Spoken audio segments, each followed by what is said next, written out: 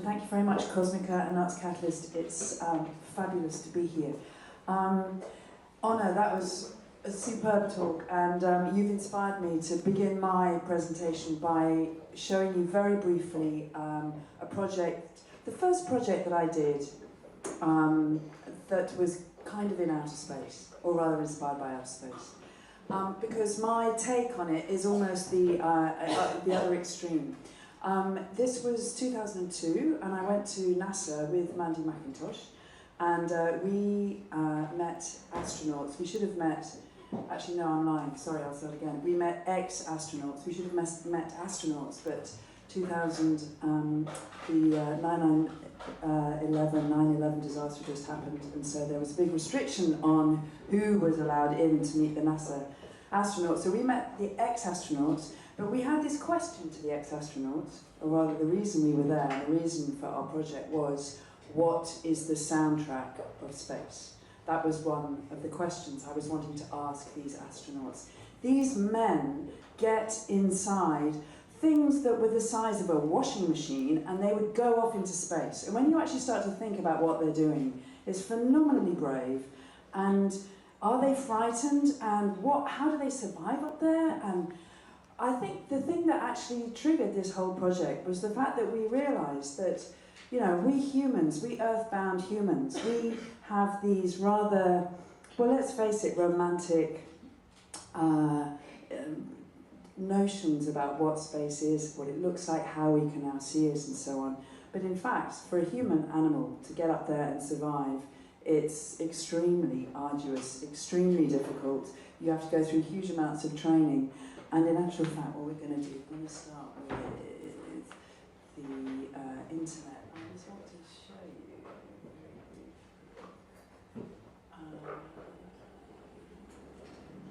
Can I get to it? Yes. Sorry. Yes. So let's do this. So, Weightless Animals, in fact, was the product of this this project, the first one I did with Mandy. And we literally went to NASA, and we met these astronauts, and we interviewed them, and we were just asking them, what the hell is it like? You know, do it, for heaven's sake. And they told us in different ways. And I was always asking them, well, what would be your soundtrack for space? You know, come on, you go up there, you've seen the world, you've seen our little watery blue planet. What would be your soundtrack to describe that experience? And they'd all look at me and they'd say, oh God, I don't know, you know, some kind of easy listening or something, you know. I mean, one guy said Joan Baez, another guy said, oh, some country, you know. But there was one bloke, he looked me straight in the eye and he said, Ravel's Piano Concerto for the left hand. That would be my soundtrack for space. So, at this stage, this was not a question of actually using data to make music or anything. It was actually, I was completely fascinated with this, which was really why I asked Honor that question. I was fascinated with this thought. How can we understand space? Because we are human animals, we survive because of this medium in which we all live, air. There is no air up there. There is no sound. And being a sound artist and a composer and a musician, my life and my work and our existence is absolutely dependent on this air. And that is where sound comes from. So how on earth can there be, what is it up there? What is this place, this experience? So I'm just going to very quickly take us into space. So this was a 2003 website, bear in mind. It's quite interesting, I think, actually, as a historical document. Where are we? I think it's this one here. Okay, let's enter. I'm just going to show you the very first one.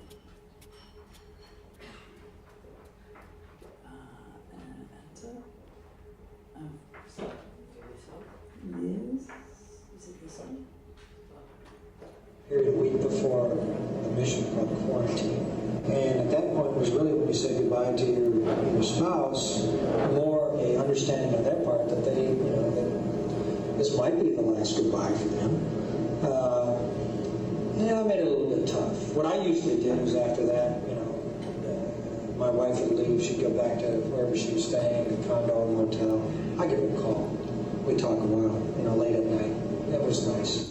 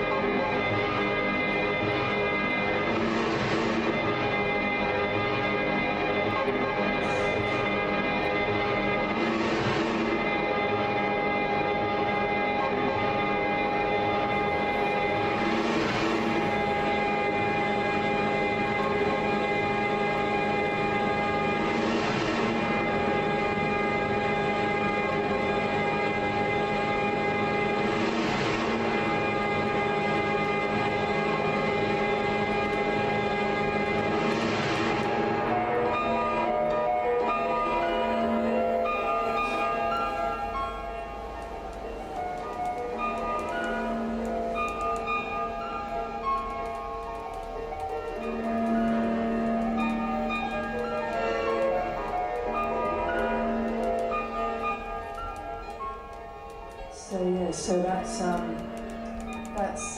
Ravel's piano concerto that whole little first piece is made out of. And I'm not going to take you through this website because you can actually go through it yourself if you feel like it. Sonic Space Cartoons is really what it is.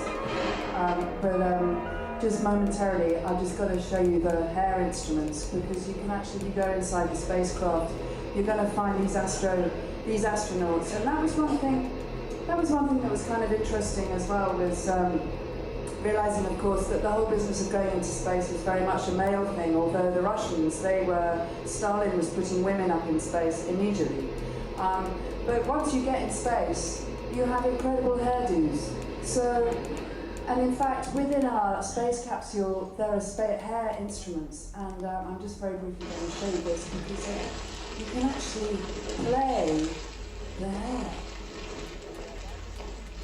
And actually move around.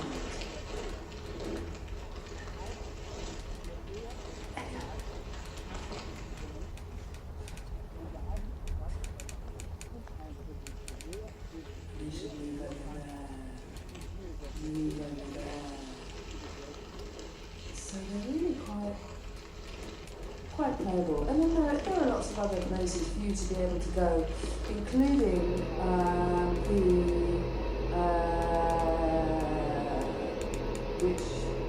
which moment is this? Can't quite remember.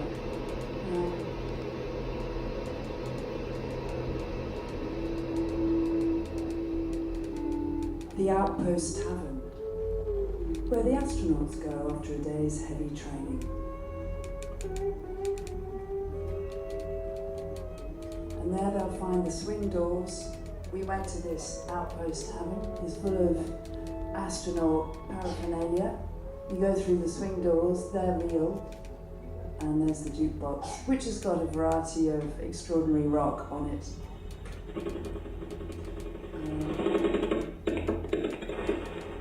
Anyway, enough of this project. I just momentarily wanted to show you how do I get out of this? Yes.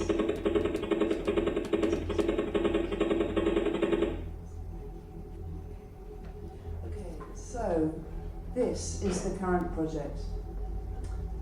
Mandy, I'll just say very, very briefly that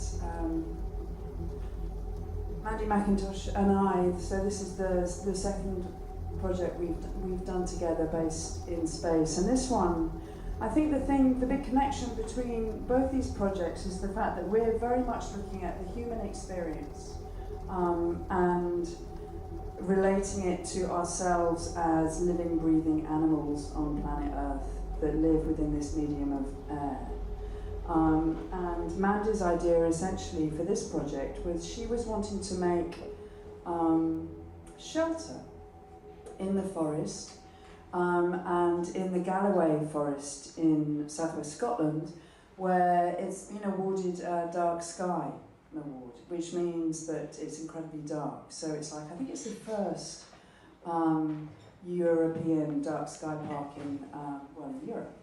And it means that it's got this absolutely extraordinary skies, and it is amazing. And she and I have been working on this project for 2 years, and we intended to make a shelter inspired by the Bothy movement. Does people know what Bothies are? Yeah, some people know what Bothies are. I'll show you some pictures of Bothies in a moment. Essentially, Bothies are empty shelters all over the Highlands and the countryside in Scotland, and they're places where you can go and stay, and there will be free, there'll be wood, and the door will be open, and it's just a free place for you to be able to go and stay. Essentially, though, the Bothy movement was set up with this idea of getting people into nature, wanting to get people out of the pain and the poverty of urban dwellings, and to actually, if you could get out into nature, things were kind of better. So our project has been very much inspired about that and by that, and we've been wanting to create a shelter where people could go and look at the sky. And for us urban dwellers, of course, the reality of going into the forest has been quite a learning curve, you could say. And we've been negotiating the forest and the Forestry Commission, and all the time blown away by these incredible skies, where we are simply looking at planets and stars and knowing very little about constellations and what we're looking at, but just marvelling at the whole thing. And it's inspired a large amount of research, because ultimately we were wanting to make a shelter for people to be able to go to, and my part of this project was to make some music. Okay, I was going to make some music, so I think immediately I'm now going to play you some music, because that's what I was going to do originally. And I'm sorry, by the way, am I pausing like this? I'm having to use somebody else's computer.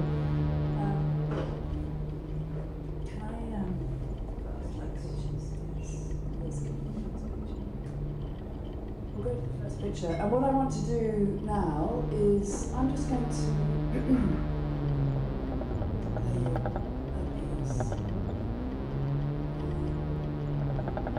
that yes, it's called Beetlejuice to Rigel, and I've used the size of the size of the planets within the constellation Orion. So this is the actual journey and the distance of them. So this is the size of them and the distance that they are from the Earth to make this piece, which is processing a synthesizer that I also made. So I would like to close your eyes and just listen. That would be great. It's about 7 minutes long.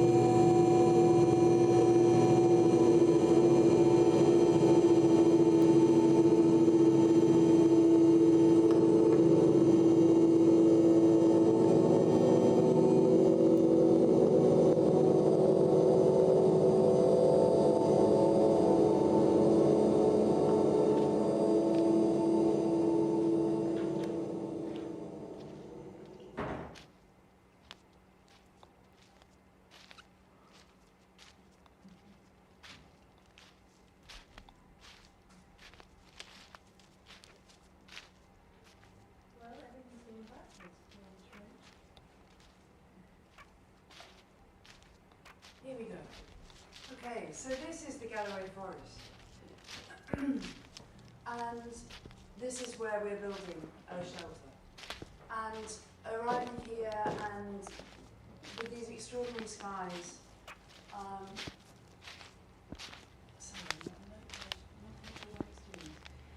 and these views, and wanting to find somewhere where we could make a shelter for people to be able to come and visit, to look at the sky.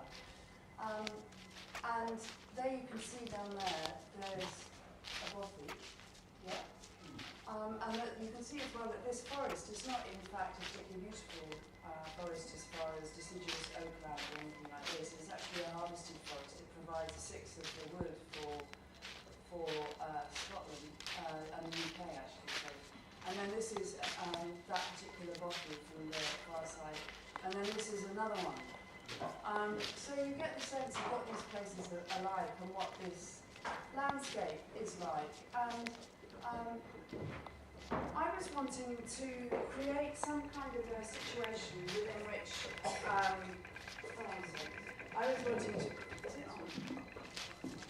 I was wanting to create a situation within the bothy that we were going to build for people to be able to lie in and gaze at the sky. So the thing that you discover as soon as you get out into the forest is that in actual fact you need to be warm. You're not nearly as scared if you're warm. You're safer and you're happier. It's as simple as that. So I thought, how about making a sonic bath? And I could add in here that actually, if you haven't realised already, maybe that piece of music I just played gave you an idea. I'm actually very concerned about the vibration of music, the physical aspect of music. And the idea behind the sonic bath is inspired by this sonic furniture work that I do, which is about giving music to people through their bodies as vibration. So the sonic bath was going to actually be down the hillside from this bothy we were going to build. And it was going to be full of hot water that would be heated by the fire that you lit when you arrived in your bothy. And the top seal of this sonic bath would be rubber. And you'd go through the slit and you'd lie there, there'd be the hot water keeping you warm, you'd be able to gaze at the sky. And this resonant air chamber would actually be sonified by huge tuning forks that you would have as pedals in the bottom of the bath. Unfortunately, the Forestry Commission wouldn't allow me to do that. So that idea got binned. So the next idea was essentially a product of the fact that I realised, and Anna already mentioned this, what do we actually want to hear when we're gazing at the sky? You know, this question that I had to astronauts, well, let's face it, actually they're scientists and engineers, they didn't really have necessarily creative or romantic answers. But the idea for gazing at the sky, generally people might want something soft or nothing. And in fact, when you're in the forest, it's really noisy. Even if it's been really dry, you hear water everywhere. There's always water running, and the trees are whispering and singing.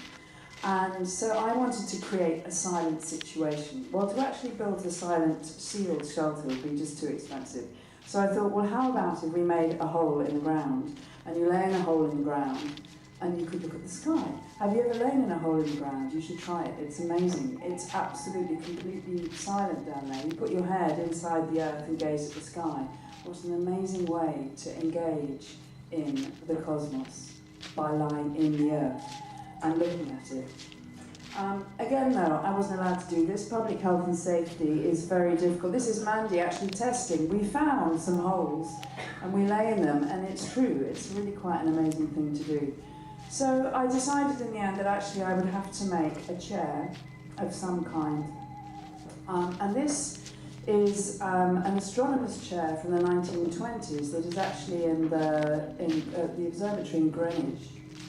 And this inspired me to actually come up with some ideas around making an astronomer's chair, or a chair that would be angled to look at the sky, but with silence. I wanted to actually embed the listener of the head, the listener's head, in silence. How is I going to do that? I always rather like this one. And then this was another one. But in actual fact, again, these things were not really going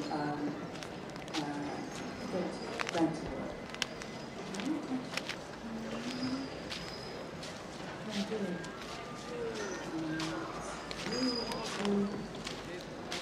had to do a reshuffle on computers if you haven't already realised.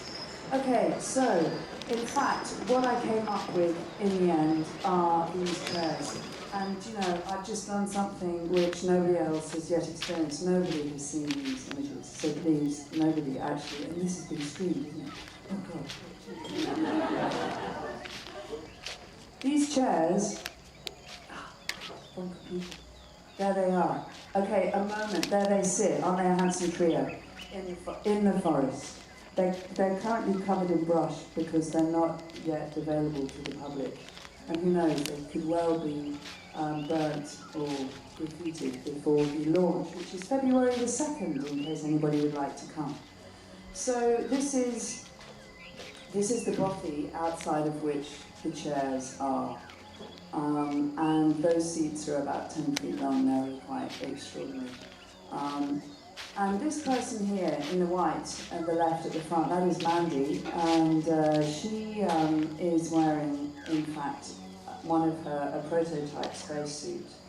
And this was in the end, the solution to our quest to make a shelter. We wanted to make a shelter, but we had so many problems with actually being able to create a shelter that was going to be allowed within the forest due to public health and safety again, and we were being shuffled from one area to another.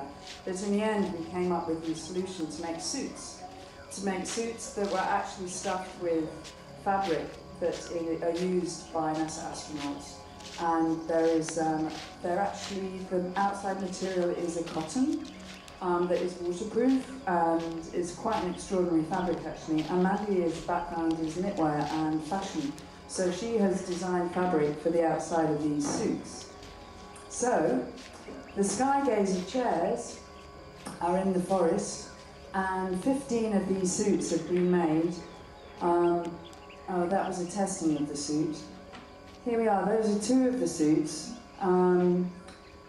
And they are going to be at the New Galloway Arts Centre, and they'll be in the public domain as from February the 2nd, and people will be able to go and take them out for free and run around in the forest, lie on the ground, look at the sky.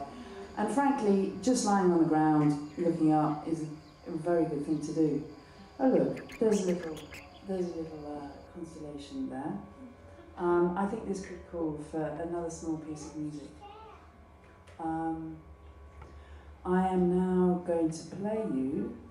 Caroline talked about using tones to make something from the sun. Well, this is using tones to make something from the Seven Sisters constellation. Or rather, what did I use? No, I actually had tones played, again, by size and distance of planets within that constellation. So, here we go.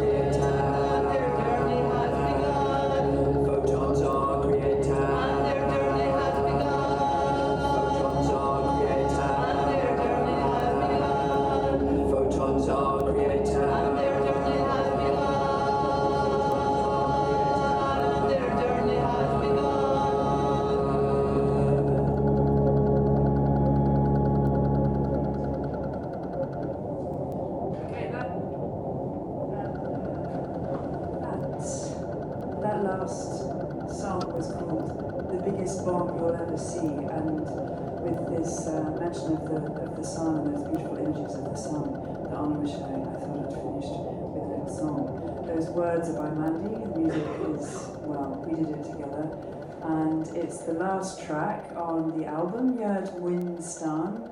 Jerd Winstan, by the way, is Old Scots for Earth, Moon, Star, if I haven't told you that already, and it will launch in the Forest on February the 2nd, 2013. You're all very welcome. There's going to be quite a do at the bothy with the suits and the music and a good fire. So you're very welcome. Thank you very much.